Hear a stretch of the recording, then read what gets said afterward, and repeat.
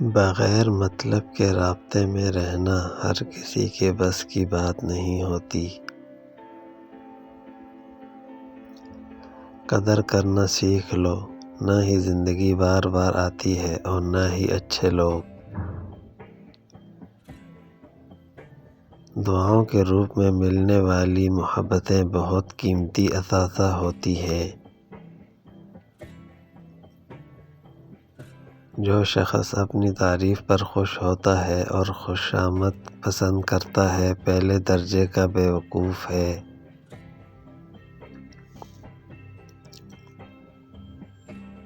اچھے دنوں کے انتظار میں ہماری ساری عمر گزر جاتی ہے اور پھر پتہ چلتا ہے کہ جو دن گزر گئے وہی اچھے تھے۔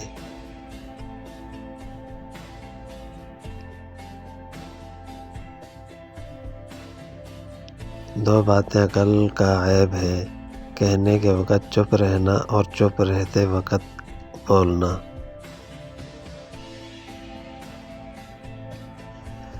خاموش رہو، صرف خدا ہی تمہارے دل کا بوجھ ہلکا کر سکتا ہے۔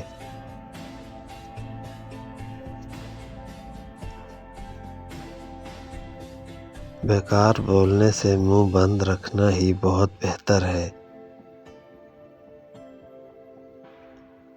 جو شخص نیک اور ہوس سے آزاد ہو وہی اصل بادشاہ ہے۔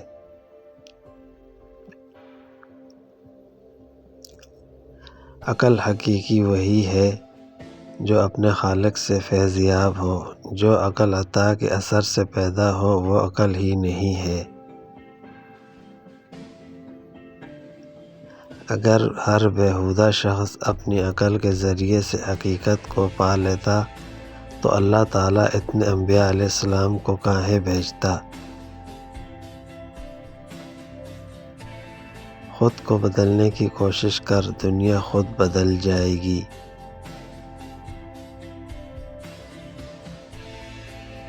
جو شخص دوسروں کی خوشی میں شامل ہوتا ہے، اللہ اس کی خوشی میں دنیا بھر کے لوگوں کو شامل کرتا ہے۔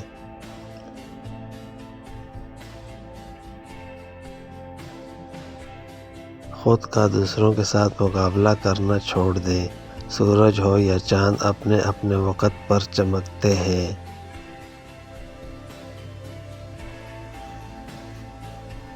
جب غلطی ثابت ہو جاتی ہے تو عقل مند اپنے آپ کو درست کر لیتا ہے اور جاہل ضد پر اڑ جاتا ہے۔